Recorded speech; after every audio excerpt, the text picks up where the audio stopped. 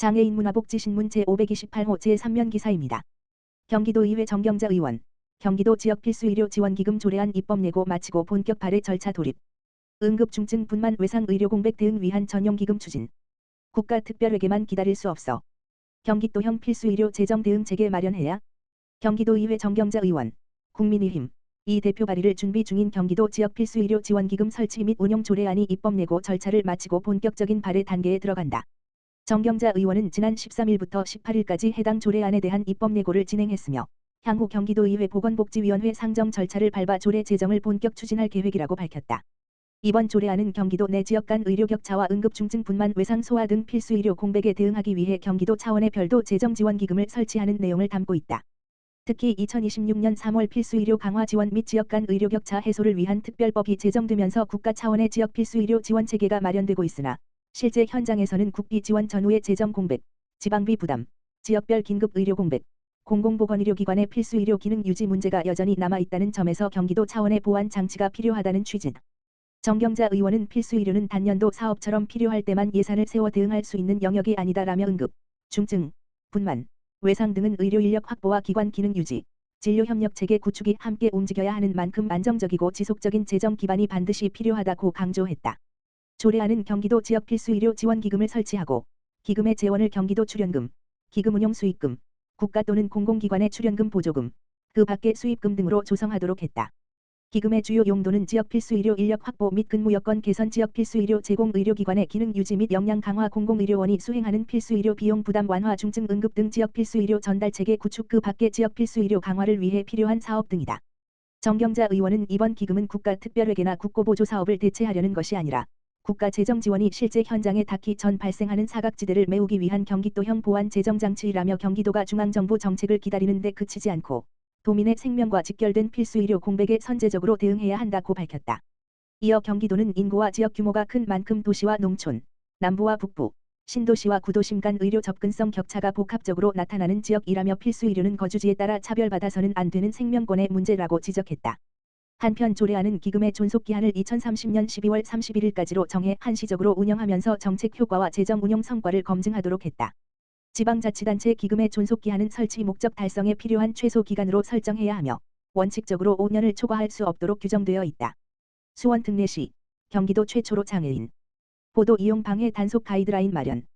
수원 특례시는 장애인 이동권을 보호하고 보행 환경을 개선하기 위해 점자블록 이용 방해 훼손 행위에 대한 과태료 부과 기준을 담은 교통약자법 과태료 부과 가이드라인을 경기도 최초로 마련했다. 이번 가이드라인은 교통약자의 이동편의 증진법에 따른 것이다.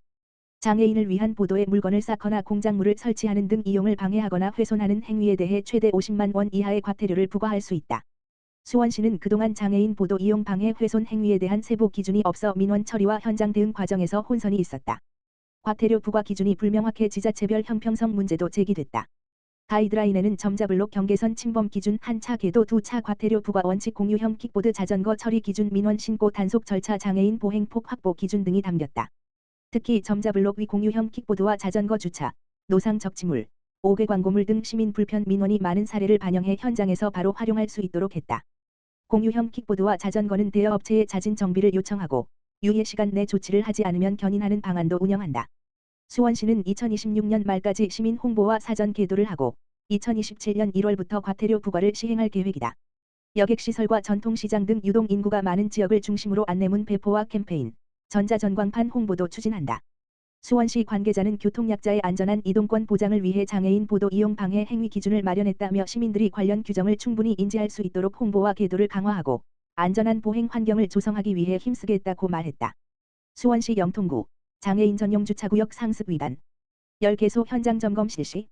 수원시 영통구 구청장 장수석은 지난 22일 장애인의 이동권 보장과 올바른 주차 문화 정착을 위해 장애인 전용 주차구역 상습 위반 민원 발생 지역 10개소를 대상으로 현장 점검을 실시했다고 밝혔다.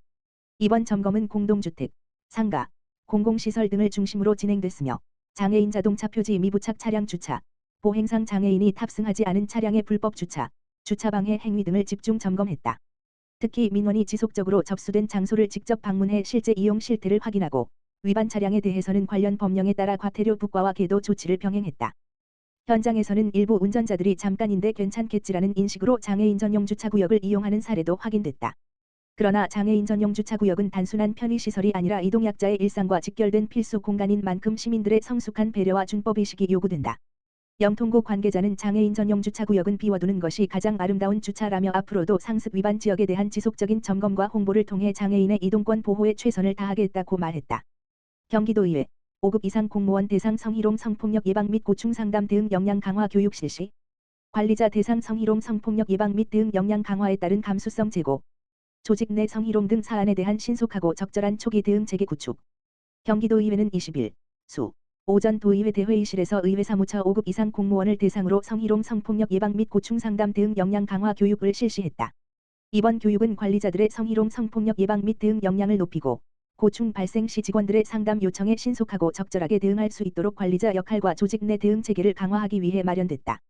이날 강의는 젠더 10향상교육원 유정훈 원장이 맡아 진행했으며 관리자급 공직자가 반드시 숙지해야 할 성희롱 성폭력의 개념과 유형 고충 상담 절차 2차 피해 방지 사례 중심의 실무 대응 방안 등을 중심으로 교육이 이루어졌다. 특히 실제 사례를 기반으로 한 상담 및 대응 방법을 공유해 현장에서 즉시 적용 가능한 실무 중심 교육으로 진행됐다. 참석자들은 사례 중심의 교육 덕분에 내용을 보다 명확히 이해할 수 있었으며 교육 후에는 실질적인 도움이 되는 유익한 시간이었다고 평가했다. 경기도의회는 성희롱 성폭력 사안 발생 시 초기 대응 과정에서 관리자의 역할이 중요한 만큼 이번 교육이 조직 내 책임 있는 대응 체계를 강화하고 피해자 보호와 2차 피해 예방에 실질적인 도움이 될 것으로 기대하고 있다. 또한 관리자들이 고충 상담 절차와 대응 원칙을 정확히 이해함으로써 구성원 간 상호 존중 문화를 확산하고 보다 안전하고 신뢰받는 근무 환경 조성에도 기여할 것으로 보고 있다. 양성호 경기도의회 인사과장은 관리자의 인식과 대응 역량은 건강한 조직 문화 조성의 중요한 출발점이라며 앞으로도 실효성 있는 예방교육과 상담 체계 운영을 통해 모두가 존중받는 조직 문화가 정착될 수 있도록 지속적으로 노력해 나가겠다고 밝혔다. 수원시 버든애 도서관 장애인 맞춤형 독서문화 프로그램 운영. 수원시 버든애 도서관이 국립장애인 도서관 공모 사업의 하나로 지역 장애인을 위한 맞춤형 독서문화 프로그램을 운영한다. 구세군 장애인제 활작업장과 협력해 장애인이 독서 공동체의 주체로 참여할 수 있는 포용적 독서문화 환경을 만드는 프로그램이다. 7월 29일까지 총 11회에 걸쳐 성인 장애인을 대상으로 운영한다. 그림책과 원예 미술 음악을 결합한 감각 통합형 독서 프로그램이다. 시각 촉각 청각을 활용한 체험 중심 활동으로 참가자들의 흥미를 높이고 문해력 향상을 돕는다. 교육 주제는 나와의 약속 자존감 향상 마음 나누기 생태 감수성 등이다. 참가자들은 주제별 그림책을 읽고 감정을 표현하는 독후 활동과 함께 엽서 만들기, 미니 테라리움 정원 만들기 등 다채로운 체험 활동에 참여하게 된다. 버든애 도서관은 7월부터 도서관 내 카페 운영자로 장애인 자활협동조합을 선정해 카페를 운영할 계획이다. 장애인 이용자들의 도서관 접근성을 높이고 지역사회 내 자연스러운 교류 확대에 도움이 될 것으로 기대된다. 버든애 도서관 관계자는 이번 프로그램이 장애인의 독서 접근성을 높이고 포용적 문화 환경 조성에 도움이 되길 바란다며 누구나 문화를 누릴 수 있는 도서관 서비스를 확대해 나가겠다고 말했다.